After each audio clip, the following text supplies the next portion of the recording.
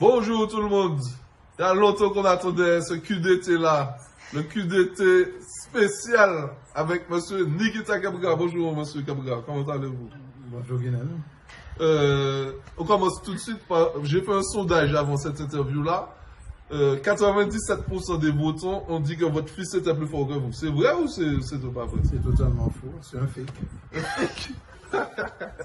Et je suis déjà en train de commencer alors qu'on n'a pas débuté par le vrai. La carrière sportive, et ensuite on va voir ce que vous êtes réellement devenu. Alors la carrière sportive, rappelez brièvement le palmarès. J'ai débuté à l'USOB, j'avais 16 ans, en 78. J'ai joué pendant 17 ans. J'ai tout gagné en Martinique, en sélection aussi.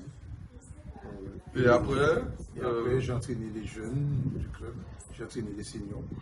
J'ai entraîné toutes les sections du club, de l'école de football aux seniors, sauf les filles que j'ai pas eu le temps d'entraîner.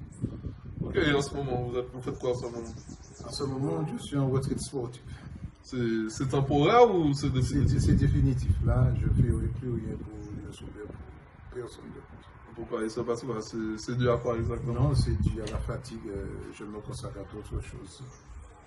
Bon, je pensais que c'était par rapport au niveau des jeunes maintenant. Tu penses quoi du niveau des jeunes maintenant? Enfin, pas forcément des jeunes, du niveau du football martiniquais par rapport à avant.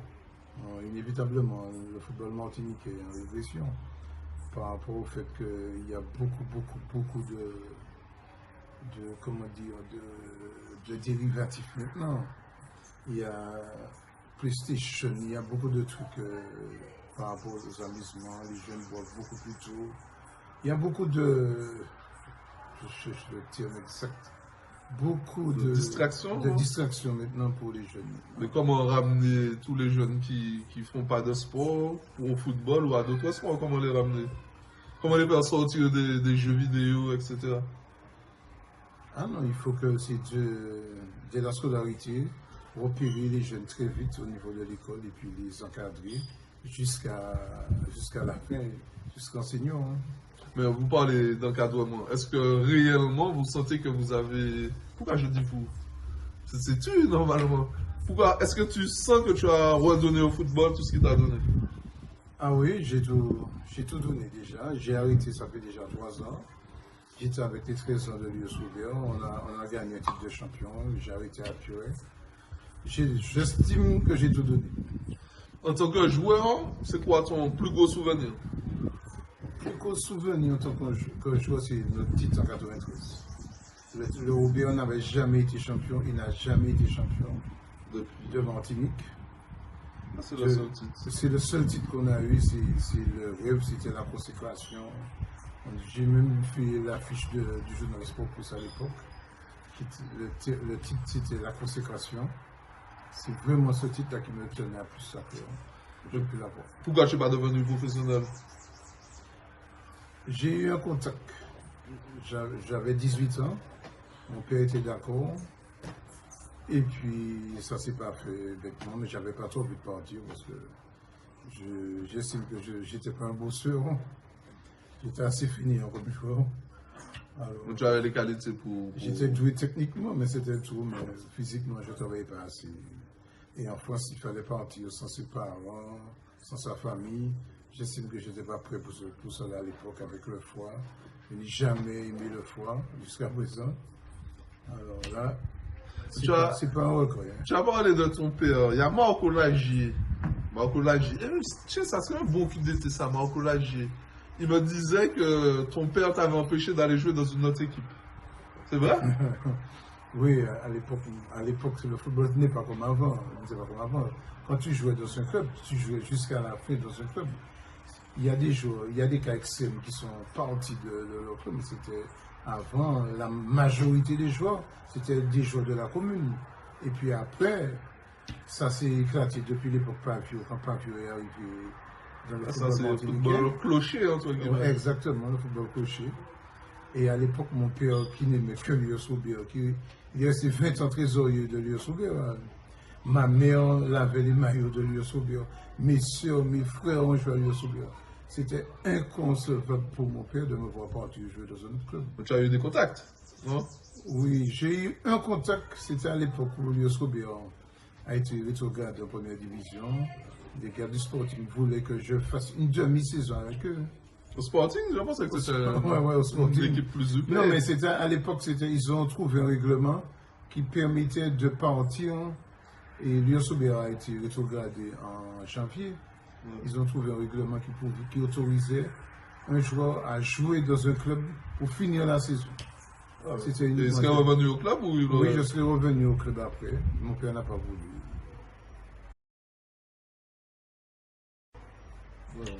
Il m'a dit si je pars de chercher ma maison, et j'étais là trop jeune à l'époque. Mais j'ai entendu dire que tu as fait la même chose avec ton fils. Tu n'as pas voulu le laisser partir au Racing Club de Saint-Joseph de Rivière-Pelote. Non, c'est un peu particulier. C'est un peu particulier. Si mon fils n'est pas titulaire, dans le club qu'il joue, Elios Robert, là, il peut partir, il peut aller jouer dans un autre club. Mais s'il est titulaire, là, pas question. S'il sait jouer, il est titulaire, il joue dans son club, uniquement dans son club. C'est un truc que, à l'époque, il vivait sous mon toit. Mais après, il fait ce qu'il veut. Ah bon? Effectivement. Alors, c'est aussi sur les réseaux sociaux, il y a plein de quiz qui sortent. Je vais te demander, d'abord en tant que joueur, de nous donner la meilleure équipe avec qui, enfin, les meilleurs joueurs avec qui tu as joué ou que tu trouvais que c'était les meilleurs en Martinique. C'était le meilleur gardien pour toi de tous les temps en Martinique. En Martinique, là, ce que je trouvais, mais c'est Garel. C'est Garel, mais ça, je n'ai pas connu malheureusement. C'est Garel, c'était plus fort que Marco Lachier. Ah oui, c'est Garel. Mais Marco a copié sur Garel. C'est Garel, c'était le plus doué sans entraînement. Sans entraînement, c'était le plus doué. Arrière droit. Meilleur arrière droit. Meilleur arrière droit. Lucien Mézula, à l'époque, il flambait énormément. Il n'a plus que je marie. Meilleur arrière gauche.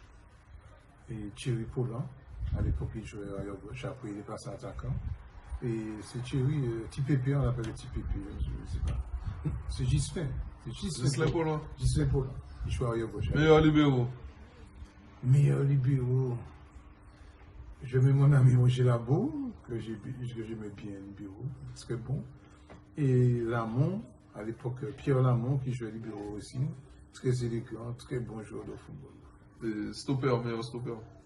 Meilleur stopper, là, c'est compliqué. Il y avait un joueur qui jouait au Real de Thornton, Barclay.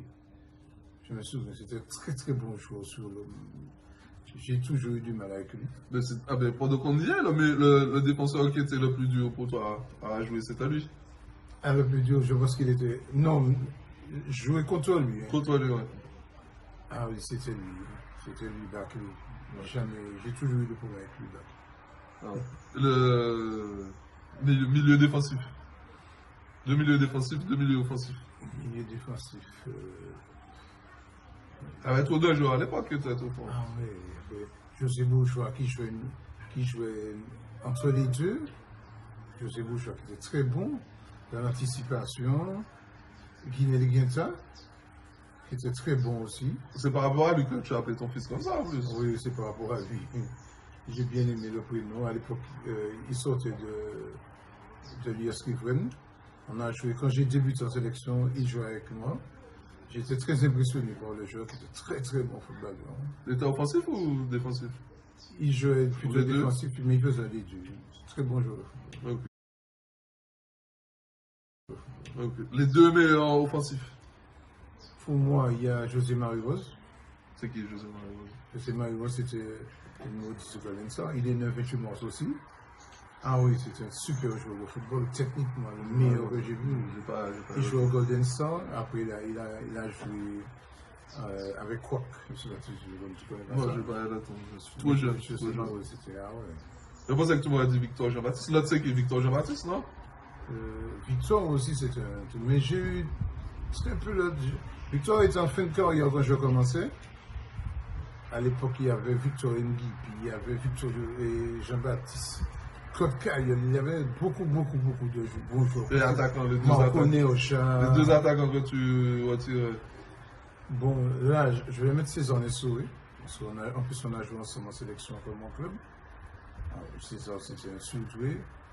Il y avait Rodolphe Wano, que j'ai bien aimé comme footballeur. Ouais, ça fait beaucoup d'équipes. Qui était un bon avant-centre. Maîtriser le poste. Et parmi tes adversaires, lequel qui t'a le plus impressionné? Impressionné. Alors. Tu n'as pas eu le temps de jouer contre Corridon, non? Oui, j'ai joué quand Corridon a débuté, mais à l'époque, on maîtrisait assez bien le club franciscain. Mais c'était un très bon joueur. Et parmi les, je me souviens par exemple de Jean-Pierre Honoré, parmi les milieux offensifs, très bon. Et Jean-Hubert Sophie aussi, de très bons joueurs de football. Et parmi les joueurs que tu as eu, que tu as entraînés, le meilleur gardien? Johanna Ortok, après qui a fait la carrière au Valenciennes. Le meilleur défenseur? Otuclino, incontestablement. C'était le plus doué de toute sa génération. Pourquoi il n'a pas fait un professionnel? Et après l'enseignement, il est tombé, il était de 87. La génération 87, c'est la meilleure. Benzema, Nasri, Jérémy Menez, c'est l'une des plus grandes générations de foot que la France a eu. Il a malheureusement eu un problème après. Et puis il faut avoir une part de chance là.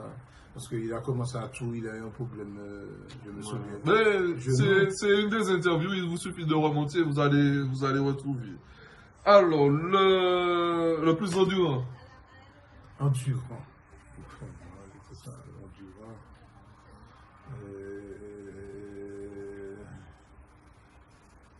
On est fatigable. On a eu au bureau un joueur infatigable, c'était Titi Fosso-Eugène. Le plus combatif, c'est lui aussi. Alors. C'est lui aussi. Alors, le joueur le plus adroit? Adroit?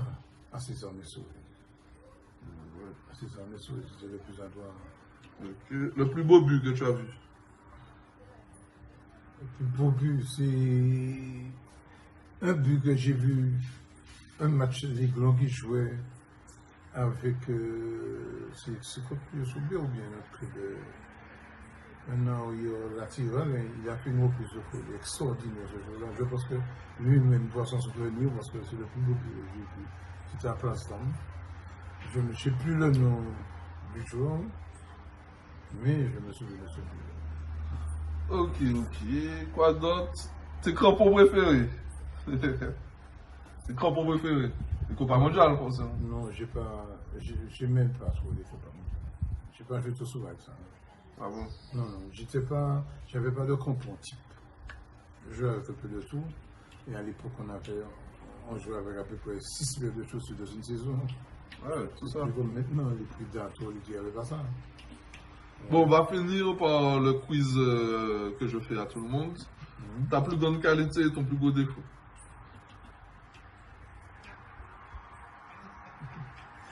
Plus grande qualité? Je pense que c'est l'humilité. Plus beau défaut? Râleur, trop râleur? Je dis râleur, mais plutôt borné. Antique, borné. Si tu n'avais pas fait du football, quel sport tu aurais pratiqué? La yole. Parce que j'aimais ça très très jeune. J'allais souvent au Bredonion. Et à l'époque, on avait très peu de yolo au bureau. Il y avait tout le monde supporté Fospire Jules, et puis moi, j'ai préféré supporter une qui gagnait moins. À l'époque, c'était financé au Mita, petit soda. Mais je pense que je jouais fait de la yolo. Et quel sport tu n'aurais jamais pratiqué? Jamais pratiqué. Athlétisme? Basket. Parce que j'ai jamais aimé ce sport-là. Je n'étais pas avec du tout. Ah ouais. Est-ce que tu avais une phrase ou un dicton que tu te répétais pour avancer ou même... Quand j'ai commencé à jouer au football, on a eu un président extraordinaire, il s'appelle Henri Lafine. il nous disait qu'il veut plus. Il veut plus. Et Donc- c'était ma maxime pendant toute ma carrière de foot, qu'il veut plus jusqu'à présent. Je suis resté sur ça. Ok, ton péché mignon. Il y en a, c'est le chocolat. Quoi, c'est quoi? Pâtisserie. C'est vrai, c'est vrai. Drapeau rouge, vert, noir ou pas d'avis à ce sujet? Plutôt rouge, vert, noir, parce que quand on allait jouer dans la Caraïbe, je pense que ça a manqué à l'époque. Parce que très souvent, on n'avait pas d'hymne, on n'avait pas de drapeau, parce que les dirigeants de l'époque n'étaient pas très bleu, blanc, rouge. On allait jouer pour jouer, mais on n'avait pas de signe représentatif à l'époque. Bon, là, nous sommes entrés dans un conflit de drapeaux qui n'a pas de but. Moi, je suis plutôt rouge, vert, noir, j'aime bien. C'est plus représentatif que. Je pense que c'est plus représentatif. Ok. Est-ce que tu as des regrets? Regret, Ouais. oui, un petit regret, c'est que j'ai pas eu la chance de gagner la Coupe de France avec Lyon Soubert et d'aller jouer en France. Je l'ai gagné en tant qu'entraîneur l'année d'après mon retrait. Et j'aurais bien aimé jouer là-bas contre un club métropolitain et prouver une certaine valeur de football. J'ai eu l'occasion de le faire en Guyane. J'avais fait un très bon tournoi pour le tour avec le club, le tournoi des champions. Mais le petit regret, c'est ça. Juste un petit regret. Ok, bon, ben, dis-nous le mot de la fin. Qu'est-ce que tu dirais à tout le monde? Il y a pas mal de personnes qui attendaient de savoir ce que tu devenais. Donc, c'est quoi le mot de la fin pour toi? Le mot de la fin, c'est encourager les autres à faire du sport, parce que le sport est vital pour tout le monde. On constate maintenant que nous sommes tombés dans le loisir. Plus personne ne veut faire du tout le terrain. C'est primordial maintenant pour la santé. On parle très souvent de détresse respiratoire, détresse ventilatoire, de tout. Et si le jeune ne pratique pas un sport, ça se voit tout de suite sur son état de santé. Ok. Mais merci beaucoup. Je tenais d'abord à dire que la phrase du début par rapport à la ressemblance, c'était une blague. L'invité est mon père, tout simplement. Le Guinel, c'est Guinel Capglac, ça veut dire. Je ne me fais pas le fou. Regardez, j'ai mon attestation. Je suis venu rendre visite à mon père. Ne faites pas les fous. Restez confinés. Respectez les consignes. Et puis voilà. Merci beaucoup. Et puis, à mercredi prochain, tout le monde. Ok, Bye bye. bye bye.